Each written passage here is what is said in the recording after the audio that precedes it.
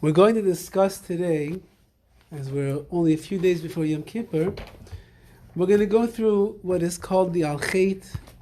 It's the portion of the Vidui, of the confessional that we have on Yom Kippur, where we kind of expunge ourselves of all of the things that we have done wrong in this past year.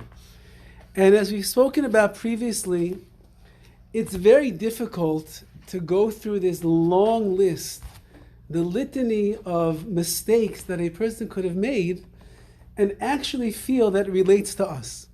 So very often we read the words, we see what it says over here, and we don't fully believe that we have transgressed many of the things that it says. But if you begin to learn about it, and we open it up with some mefarshim, the commentators will give us an insight into understanding that not only did in fact we really transgress some of them, we actually transgressed all of the things that we are discussing and talking about in the Al-Chet. Now, we're not going to have time to go through all of them. There's dozens and dozens of sins that we are admitting to on Yom Kippur in the Vidui, in the confession. But we're going to try our best to move along as best as we can to at least get a feeling of what we are talking about. Now, I'm using primarily a sefer called Avodas HaTefillah, which is a really amazing piece of work that was written by a Talmid Chacham whose name was Rav Meir Birnbaum, and is Rav Meir Birnbaum, and he went through the entire Machzor, the davening of the Shemona Esrei, on Rosh Hashanah and on Yom Kippur. He has now on Shabbos also, maybe on Yom Tiv, and he brings down key ideas to every single word almost that is said. Sometimes just simple ideas, and sometimes on the bottom of the page, he has much deeper explanation. You can get it in English. I believe that is called Pathways to Prayer in English. It is worthwhile to own this sefer because it will transform the way that you daven on the Yom Noraim. Because it will take the words that are just black and white on the page, even if you have a good English translation and there's commentary on the bottom, it brings to life the words and what we're saying and the intention and even the emotions that we're supposed to have while we are davening. So I want to start. There's a long introduction to the Al-Chet. We don't have time to go through that. We're going to start with the actual Al-Chet on the sin from the very beginning over here. Now, just everybody knows, of course, that when we do the Al-Chet, we are supposed to clap, as we say. We bang on our chest. Where are we banging? We're banging on our heart, because the heart is this chamber that a person has where the Yetzer Hara is constantly, like the Chazal tell us that the Yetzer Hara is like a zevuv. It's like a fly in the chambers of the heart, and he flies around, dancing around in all different places, and you shoo him away, and then he comes back again. The heart also is known as the place where one's ability to have bechira, to have free will exist, because in the heart, again, we're talking about the spiritual heart, therein lies the challenges of emotion, of desire, of the neshama, of accessing your neshama, of doing what is right. It's all there inside the heart. That's why we daven that HaKadosh Baruch Hu should put a brand new heart, or He should renew the spirit that's in our heart during this time of the year, because we want to make sure that it's clean. We want to make sure that it's pure, that there's sanctity inside of there, so that we can overcome the struggles that normally exist throughout the year. And therefore, when we say Al-Chet Shechatanu, on the sin that we sinned, on the words Chatanu, we are clapping, we are pounding on our chest. So let's go one by one over here and see what we can cover. Al-Chet Shechatanu lefanecha.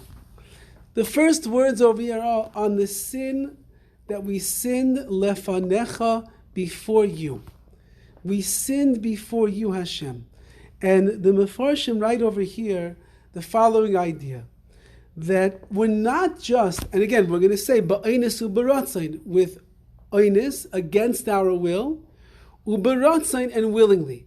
on the sin that we sin before you, Hashem, ba'onis, against our will, uberatzain, and with our will, we knowing very well what we were doing. So the first point over here is that it's lefanecha. A person has to keep in mind that the words, that the sin that they have committed is lefanecha, it's before you, Hashem. And that perhaps is possibly the greatest chutzpah in the world that a person has to think about as we are approaching and as we are going through this. And that is that we filled up our hearts. Lahachis lefanov shein kates lera'as mishemames yotzra. Somebody who rebels against Hashem, somebody that has made these terrible mistakes, and then something that it says in the Torah you're not allowed to do, and you do it lefanecha, who are you doing it in front of? Not just doing it in front of you. We'll see later on, even when you're acting in the privacy of your own home and you think that nobody else is around and watching, but Hashem is right there. And therefore, my first confession of the day is that I feel so bad that I didn't have the common decency or the sensitivity or the understanding, Hashem, that what I did wrong, I did it in front of you. And I did it before you. And had I been more aware of your presence, had I been understanding that you're watching over everything that I do, how in the world could I do such a thing? Children, what's up for? We know, maybe the women don't drive the same, but men drive recklessly on the street until there's a police officer. The minute that they see a police officer, whether he's 1,000 yards away or whether he's parked having a donut in the coffee shop, the moment that they see the police car, suddenly we take our foot off the gas, we go onto the brake, and we start driving slowly. 1 second ago, you're on the phone looking at a video, and you're driving 65 miles an hour down a 35 mile per hour street. You're not paying attention at all. There's a police officer. Suddenly, you're the greatest Samaritan and citizen of the town. You drive exactly as they taught you when you were taking your driver's exam. What does that mean? That means when we know that the law enforcers are watching us, when we know that the police who could turn on their lights and pull us over to the side of the road and give us a ticket are right there, suddenly we act differently.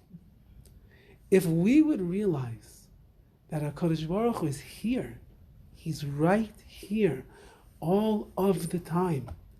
And when we are even thinking about doing a sin, that means if we're going to act upon those ideas, we're going to do this action in front of HaKadosh Baruch Hu, we would do things differently in our life.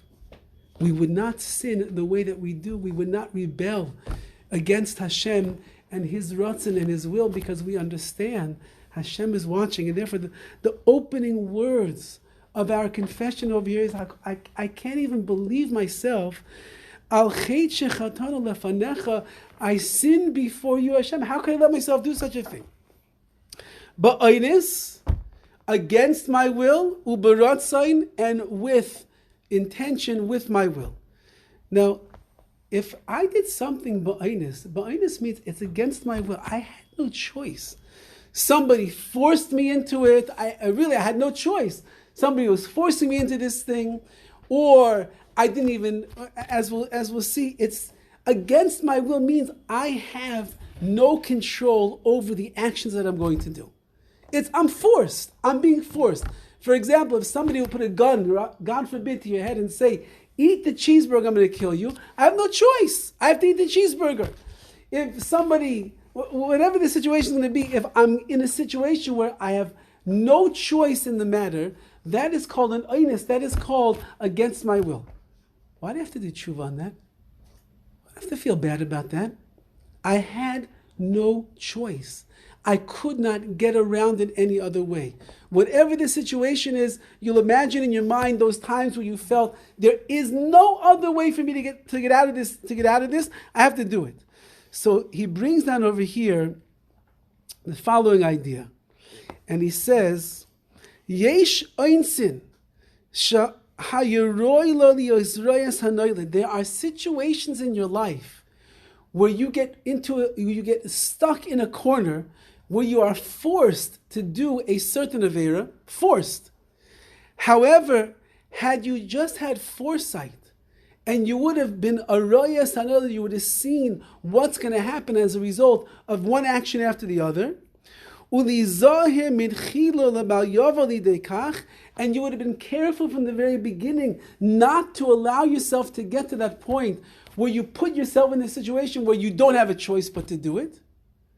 On that, a person is obligated to do tshuva on Yom Kippur, which means that we're holding ourselves accountable for getting into a situation where at the end of the day we were forced, we had no choice but to do that sin.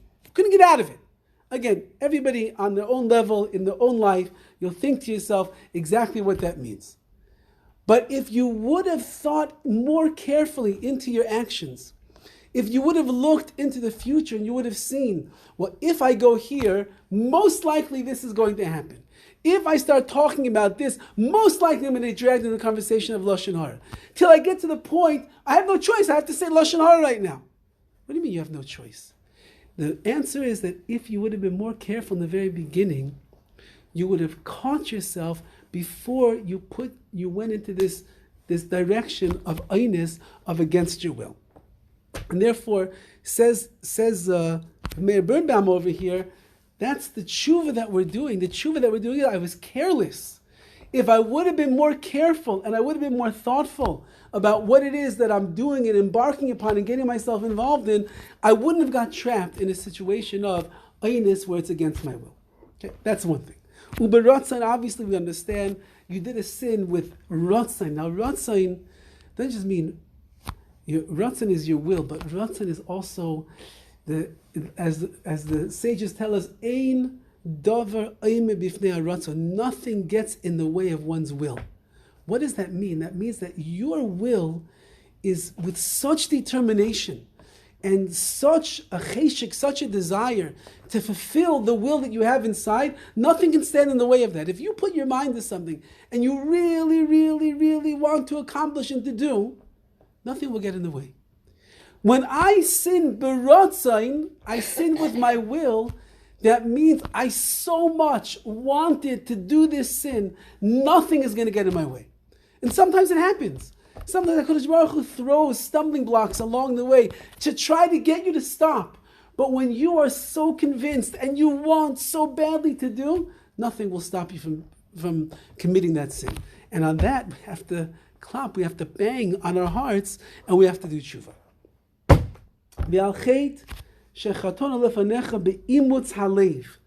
And so too, we confess our sin, that we are again lefanecha, before you, be'imutz halev, with a hardened heart, with a heart that's be'oimitz, right? We say chazak va'amatz. Yeah? See, even in this week's parsha, what is Imets? Means strong, stone-like, powerful heart. If we had a heart that was be'imutz halev, that was with this hardened heart, which means, and again, as he explains over here, that Rabbi Yoina writes in Shari Tshuva, Lo ta'ametz es levavacha. There's a verse in the Torah. Lo ta'ametz es levavacha. Don't harden your heart.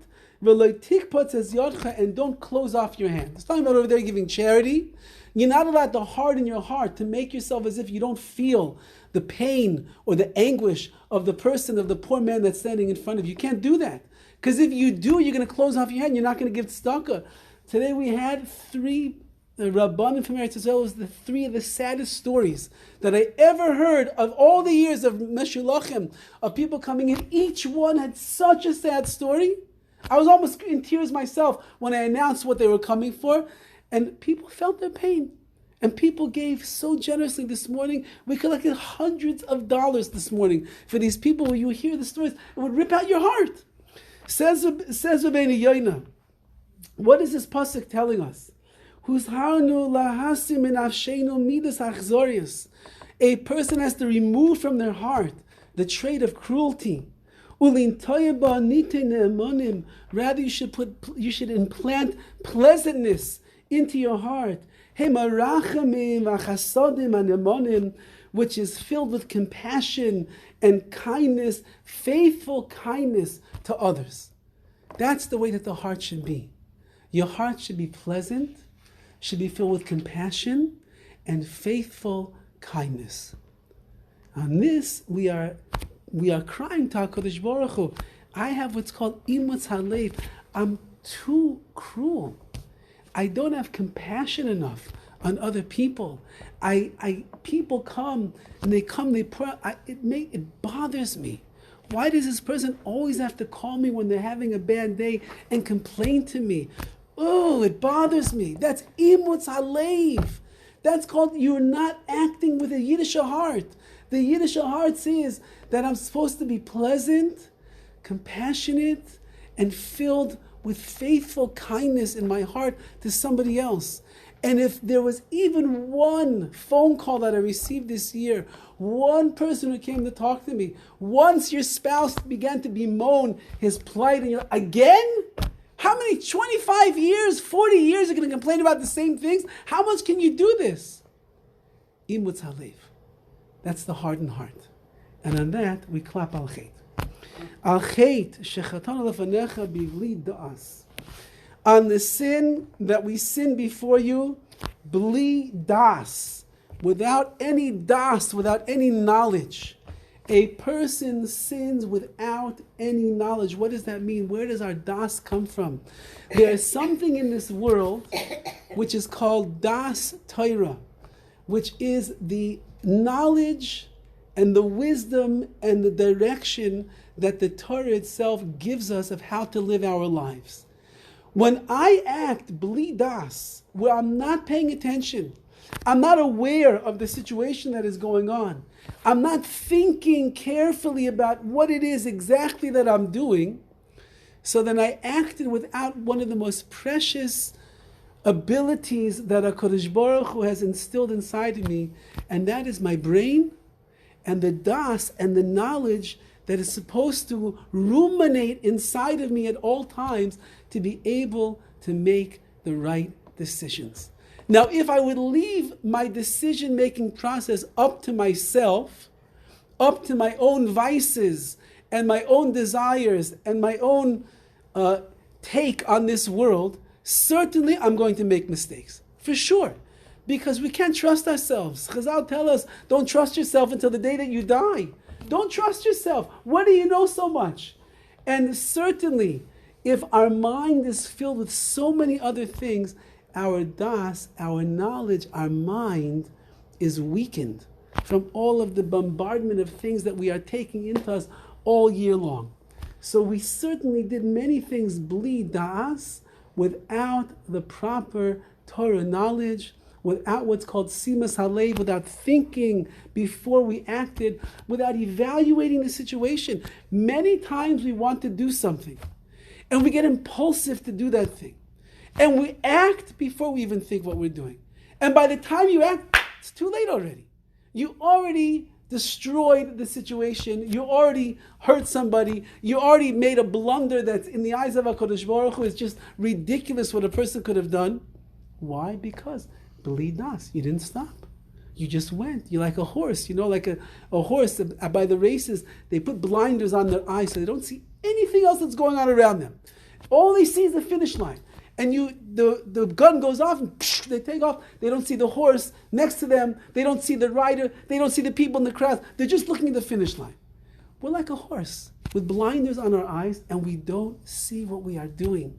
Bli das means I didn't stop to think before I acted, and that's why I ended up doing a sin. V'al chet shechatanu lefanecha bebitui sfasayim. On the sin that I did before you, Hashem, bebitu, with the expression of my lips. And here he writes, bedibor bli machshava miyusheves. I spoke without my mind being calm before I opened up my big mouth this year. And I said things that I never should have said. I took vows. I promise I'll do such a thing. I swear I will do it. You can trust me, I'll do it. Yeah? 20 years ago, I promised people that I'll do things. I still didn't even do it. That's called bitu sfasayim. That's called opening your big mouth without thinking, again, about the words that you are saying. Now, we're going to keep this in mind. A lot of the vidui is going to revolve around our mouths and the things that come out of our mouth. And the introduction into the world of the damage that we could cause for ourselves during the year with our mouth is, I just open my mouth and whatever came out. Whether it's, I made a neder, I took a swear, I promised I'm going to do something. Yeah, even if in the end I promised and I regret that I even said such a thing, but I got stuck right now because I have to do it and I still don't do it. All of those things a person has to be careful about. Al chet shechatonu lefanecha begolui ubasaser. On the sin that I did before you, begoli, in a revealed form, which means that I did it out in public in front of other people, ubasaser, and the sin that I did privately. Now, the Meforshim say over here, which we can understand, that when a person does a sin in private, it's actually worse than when he does a sin in public. And it's based upon the Gemara. The Gemara tells us that you have two types of thieves in the world. There's a ganav, who does things secretly, sneaks into the house in the middle of the night, takes the jewels, and he runs out. You have a gazlan, he's an armed bandit, he finds the old lady in the middle of the street, takes the purse, knocks her down, and he goes on his way. And everybody's watching and he runs away, doesn't care. Which one is worse? So the Torah says, you know who gets a bigger punishment? You know who has to pay more money when they're going to have to return the object that they stole? Is the ganav, the one who does things secretly and privately. Why? Because the Gemara says, because the gazlan, the one who does things in a public fashion, he steals in broad daylight so everybody can see. He shows that he looks at the honor of people and the honor of Hashem in exactly the same way. Because he says, look, HaKadosh Baruch Hu is watching, people are watching, I have everybody's eyes on me, I'll just do it, I'll just go and I'll steal. However, the gan of the thief, what does he do? The one who goes in the middle of the night? He's afraid of people. He doesn't want to get caught by the people. But he forgot that there's a Rebbeinu Shalom, HaKadosh Baruch Hu is watching him. So he goes in the middle of the night so that nobody should know what a stealthy, filthy person he is, that he robs from people without their knowledge, and nobody will find out. But what, you don't care about Hashem? So you show a bigger concern over what people are going to think about you than what Hashem thinks about you. So on that, we're saying over here the same thing. If I did something begalui, first of all, that's to do something in revealed itself is a horrible thing, because it just shows I have no busha, I have no embarrassment. I could get out in public and do things that are outrageous. They're completely against what it says in the Torah. Everybody sees me. Okay, so it's a busha. I embarrass myself, but I show. I'll embarrass myself in front of people. I'll embarrass myself in front of Hashem. But if I do things privately, inside the closed doors of my own house, when nobody else is around, it shows that I concern that other people should see me. I don't want them to think badly about me. What about a Kodesh Baruch Hu? Okay, Kodesh Baruch Hu, and that itself it's a disgrace to Hashem to treat him in such a way.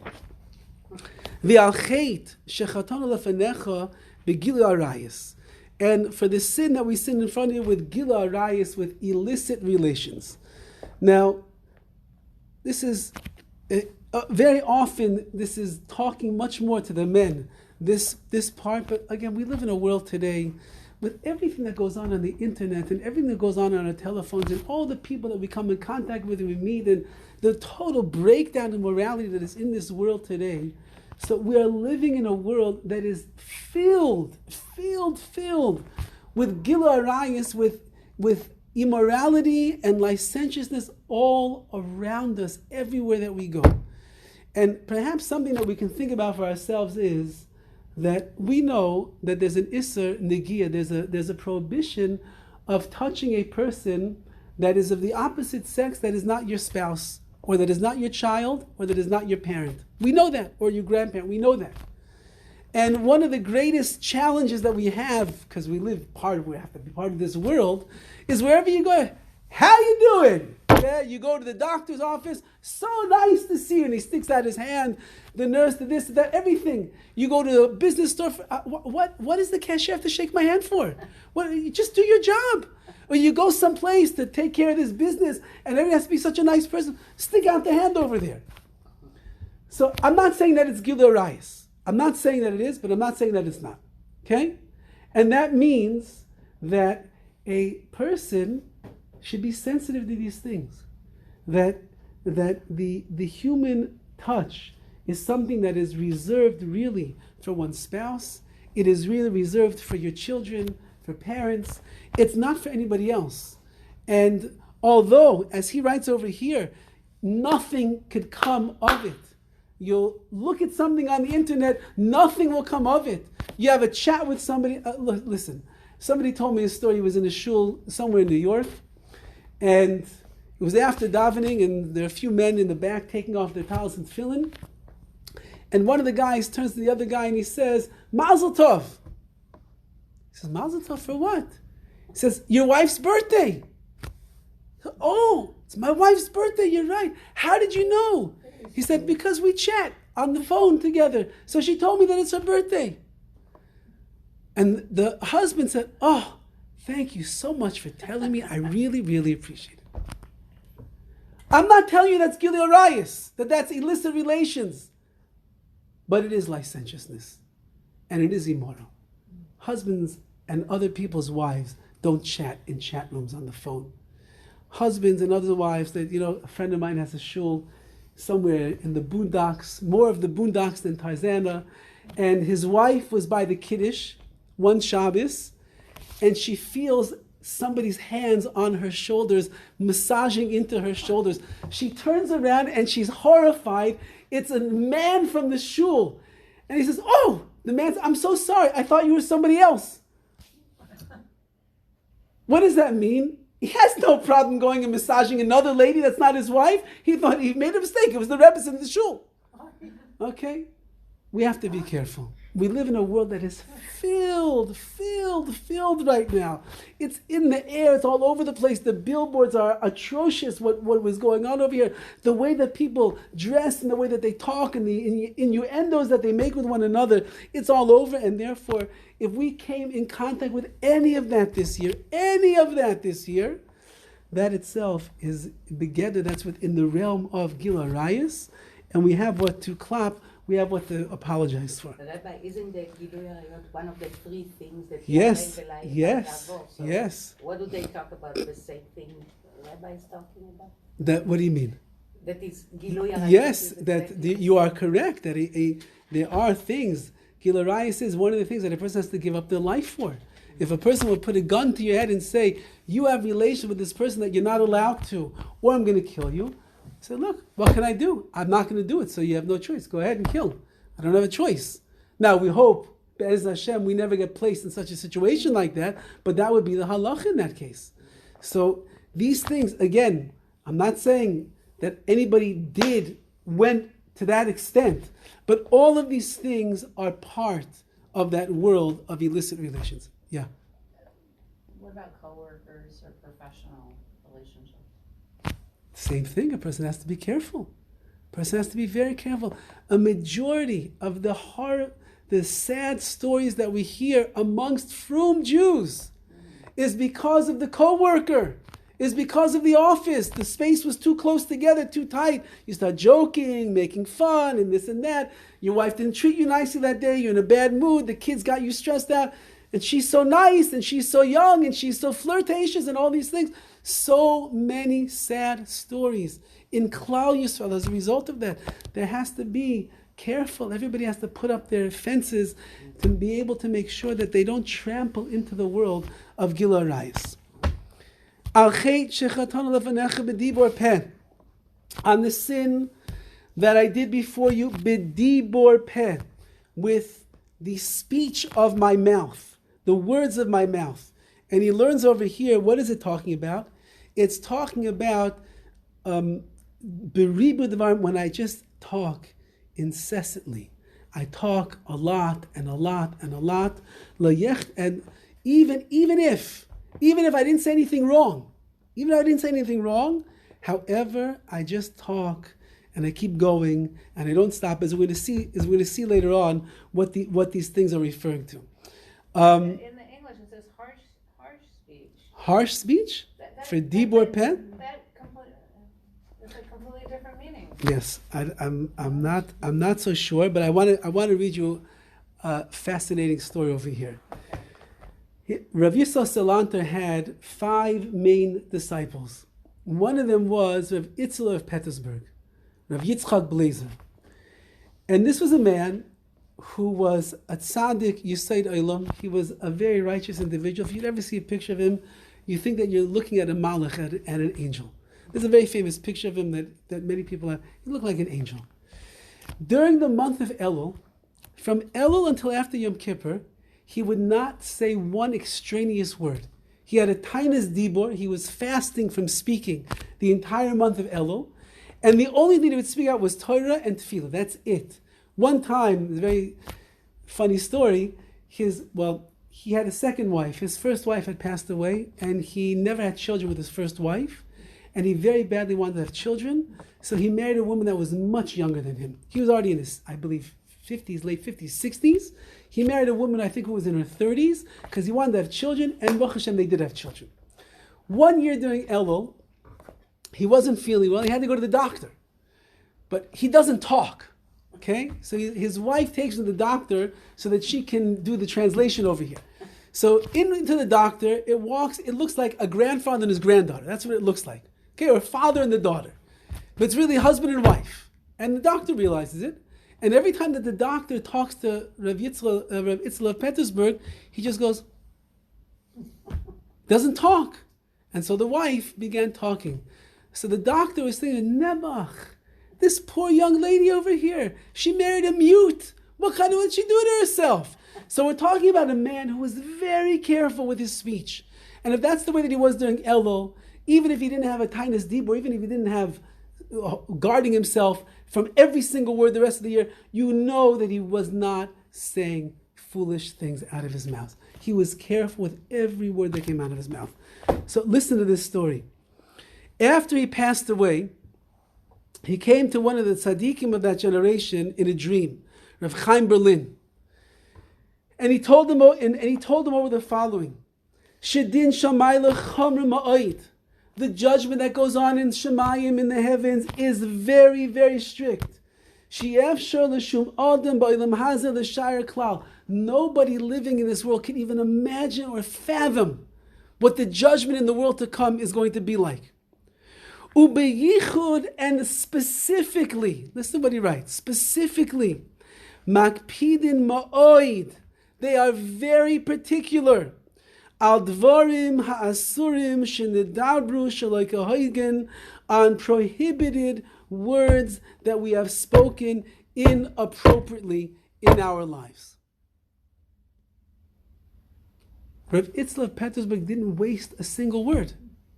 From Elul till after Yom Kippur, he didn't talk. The whole other year, the other 10 and a half months of the year, trust me, he wasn't sitting in coffee bean schmoozing about the news. He wasn't doing that. He was talking Torah and Tefillah and giving drushes, and he was speaking nicely to his wife and his child. That's what he did. And people came to him for advice, he gave them advice, and when the conversation was over, it was over. There was no extra talking. But he said you have to understand in Shemayim, the thing that they are most particular about is the way we use our speech.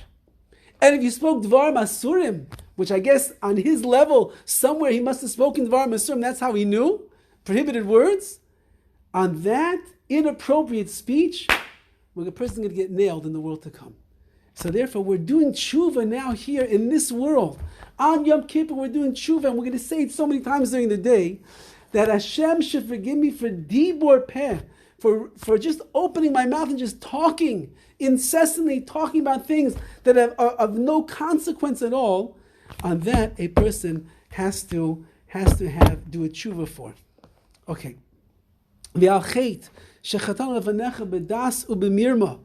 On the sin that a person did, b'da'as, with knowledge, u'b'mirma, and if they did it also in a stealthy and in a tricky way, which means das is, I know very well what is going on over here. Das means I'm aware of the issa, I'm aware of the prohibition, and I am doing it anyway. We'll see. Maybe we'll get there if it's different than when a person does something bizadin, when they do something knowingly. And mirma means I'm trying to fake out Hashem. I'm trying to do it in such a way that maybe HaKadosh Baruch Hu won't even realize that I'm doing a sin. And this, of course, when a person in the language of the Gemara is called a Rabbi, he's called a trickster. Yeah, when a person there's a label on his forehead, he's called, it's like those kids always lie. That one kid, he can't tell the truth. He makes up stories day and night, and he tries to pull the wool over your eyes until you catch him one time, and then another time, and then another time. Finally, they get the message, no, you're not going to get away with this anymore. We're like tricksters in HaKadosh Baruch Hu's eyes. And we do things b'mirma, we do things in a way in which we try to show that it looks like we don't know that what we're doing is wrong, but really we know full well that what we're doing is wrong. Al chait shechatan lefanecha behara alev, on the sin that we did before you, Hashem, with haru alev, with a, I don't know how you'll translate it in English, but pondering heart, with thoughts that are just swimming around inside of our hearts. And these, he writes, are machshavas hasuros. These are thoughts that we are prohibited to have. They're hihuri avera. The Gemara says hihuri avera is kashim and avera atzma. The thoughts of doing sinful thoughts, where my mind is probing into the different levels, the different ways that I could do that sin, is actually worse than doing the sin itself. Because you could get lost into the world of your thoughts. And you could have so many things that are going on inside of your head, and you feel yourself totally indulging in the pleasures of that sin, when if you would just do the sin, you do it, and it's over. But our thoughts, our mind doesn't stop. The mind just keeps reeling and going through another scenario, another way that I could do it, another thing that I could do wrong, so on and so forth. The ideas of sinful behavior is worse than the actual act itself. On the flip side, which we have to keep in mind over here, hirhore tshuva, the thoughts that a person has in their heart to do tshuva, is also something that is very great. It means just thinking to yourself, I want to do teshuvah, that's a very powerful thing. Because the most precious vessel that we have is our mind. You are what you think. It's not just you are what you eat, you really are what you think. And if you think thoughts of doing tshuva, so then you're like a person that is already standing in the world of tshuva right now. And therefore, as we're standing before HaKadosh Baruch Hu on Yom Kippur, and we're clapping so many times for all the things that we did wrong, one thing that we have to keep in mind is keep thinking about doing teshuvah. Even if it's hard, even if you don't understand that you did so many things that are wrong, even if it's hard to admit all of the mistakes of the previous year, but think those thoughts of teshuvah. How good it would be if I'll do tshuva, and I want to do tshuva, and I want to come close to Hashem, because I realize that it's the best thing in the world, and that's what Yom Kippur is really all about. It's like a mikveh that I'm going into. I'm purifying myself, but if I don't drop the sins, if I don't get rid of them, if I don't have regret for them, then maybe Yom Kippur is not going to work in the right way. So keep your mind in the world of thoughts of tshuva the entire day, the best that you possibly can. And in that way, Be'ez Hashem, you'll be zeicha to do a real tshuva on Yom Kippur. V'al cheit, shechatanu lefanecha b'haina'as reya. On the sin that I committed before you, Hashem, by oppressing my friend. Reya is a friend. You would oppress your friend with words, you put them down, you make them feel so small, you hurt their feelings, all the different things that a person does. The Gemara says there's something called Einas Mammon, where you oppress somebody with money, which means that you squeeze, you want to get something out of them, so you put pressure on them to squeeze out money from them, and you force them to sell something to you that they don't really want to sell, but you want it, so you force it out of them. That's called pressure with money. And there's something called Einas Devarim, which is pressure that you place upon somebody with words, where you just pressure them, and the things that you say, you put them down, you hurt them, so on and so forth. The Gemara says the pressure and the abuse, so to speak, that you put on somebody with words is worse than that which you do physically with the money. Because money can always be returned. If I squeeze money out of a person, I could always return it to them. But if I hurt a person with words, no guarantee that I could ever take it back. And he quotes over here very beautiful language of the Sefer HaChinuch. And the Sefer HaChinuch writes, on this mitzvah of that you're not allowed to oppress another person with your words, he writes, Kama Horowitz v'kama ziruzin she'is harnuzal b'inyan zeh. How many warnings and how much teachings did the sages give us regarding this? Shelo lahachiv habriyos b'shum davar, not to cause pain to another person at all.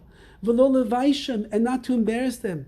V'yiflugu v'davar ad she'amru, and they expounded upon this to enormous lengths till they said shelo yitle einav ala mekach b'shash ein lo damim, separate thing. Now listen what he writes.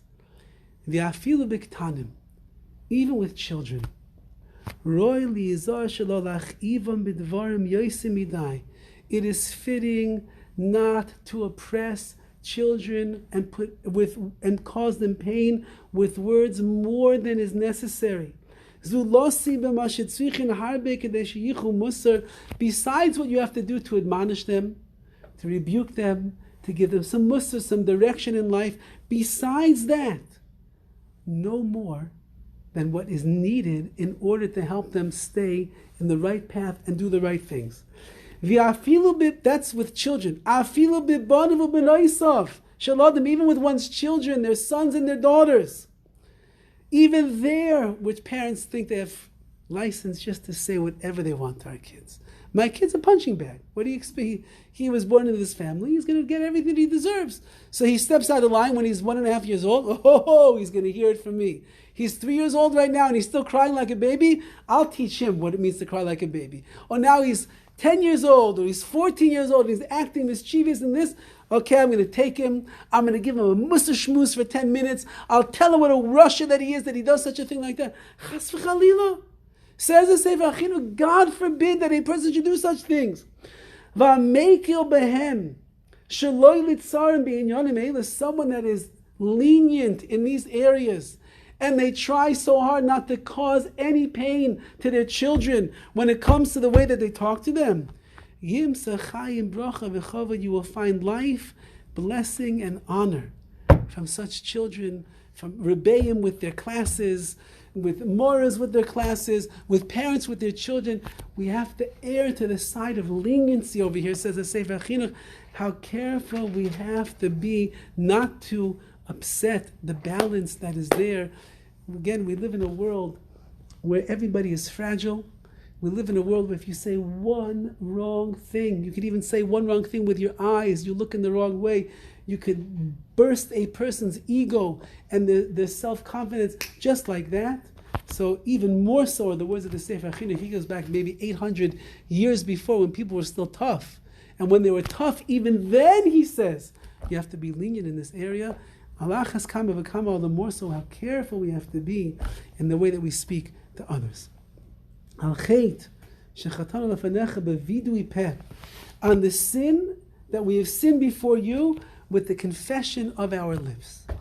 And the Mefarshim over here write, He says, can you imagine? Here we are standing on Yom Kippur. On Yom Kippur.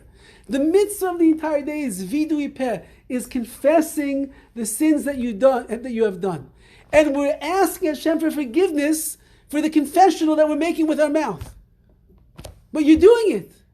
The answer is, as they explained, because it has to be Echad B'Peh, the Echad B'Leiv. Your heart and your lips have to be in sync with each other.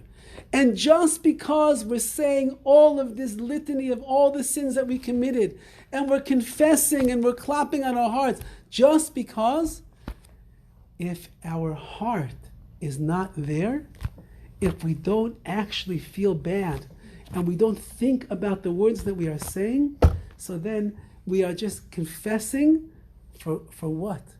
It's worthless confession, as they call it in English, crocodile tears. You're barking up the wrong tree over here. HaKadosh Baruch Hu, of course, wants the confession. He wants us to admit what we did wrong, but it's on condition that your heart actually feels bad for the things that you did. On the sin that a person did before you, Hashem, when they were in gatherings of znus, of inappropriate places, where there was znus, which again is this kind of licentious, immoral type of behavior. Sometimes a person feels that they need to be in certain places, whatever it is, for business, for family, for this and for that, and the whole ruach, the whole spirit of that place is so bad, and it's so rotten, and a person gets stuck there sometimes. If we were subject to this at all throughout the year, so we do tshuva on that, right? The holiday party that everyone wants to, can you go, if you're a frum Jew, can you go to the holiday party? They're drinking eggnog, they're standing by the tree, they're laughing, they're getting drunk, they're eating ham, all the different things that they do. Can you go to such a thing? Maybe that's a gathering of znus. Maybe it's a gathering of people all together that all have the wrong intentions while they're there. Maybe when you go to this store, you go to this place, and all the different things that we do, maybe it's not the right crowd to be around.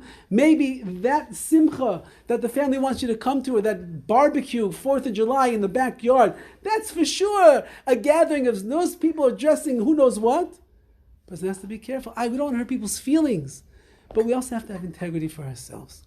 And we have to say to ourselves, and we have to say to the people that are inviting us, I love you, I care about you, but you know what? That place, it's not really for me. I'll come another time, we'll go out to dinner together, whatever you want, but the barbecue, 4th of July, backyard, pool party, I can't be there, I'm sorry. On the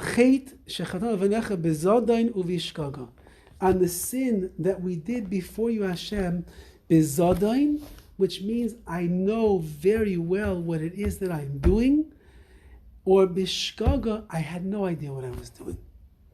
Now, again, why would I have to ask forgiveness for something I did bishkaga that I didn't know what I was doing? I didn't know that it was wrong. The Chofetz Chaim once, by mistake, turned on a light on Shabbos. By mistake. Whatever, he was leaning against the wall, whatever the story was. The Chofetz Chaim was in sorrow, he was in anguish the rest of Shabbos, and he was mefashvesh b'maisav. He began examining his deeds, trying to figure out, what did I do wrong that led me into a situation where I did a sin, b'shkaga, where I did a sin unknowingly? How could such a thing be? So if I do something unknowingly, I'm not aware that's a sin. First of all, part of it is my fault because I remained ignorant in the world of that halacha, and I don't realize that there's really a mitzvah, or that there's something wrong that I'm doing. And therefore, even when I did something bishkaga, when I did something unknowingly, means I wasn't aware that this is wrong, it's my fault. Because if I would have studied more, if I would have asked more shaylas, more questions, if I would have been more aware of what HaKadosh Baruch Hu wants of me in different situations, halachically, hashkafically, all the different things, then I would not have made that mistake. I could go on all day going through this. The clock is coming to the point where I can't go on anymore because I have someplace else to be at this point. However, Be'ez Hashem, we learned enough to realize you have a lot more to learn. Okay? And you have to go through the rest of the Al-Khaitz. You have to try. Go buy this book in English, Pathway to Prayer. He has the explanations over there. I'm telling you, it will transform your Yom Kippur. You will daven like a person like you never ever davened before. You will take your time. Many people, they start getting discouraged. By the time we get to Mincha already, remember, we do the Al-Khaitz by Mincha on Erev Yom Kippur. We do it by Mariv, Shacharis, Musaf, Mincha Nila, 6 times. But you do it twice in each because they repeat. Because we repeat, okay. But personally, when you have time to do it slowly, 6 times we do it. By the time you get already, usually the second or third time, enough already. Okay, I did wrong, whatever, I feel bad.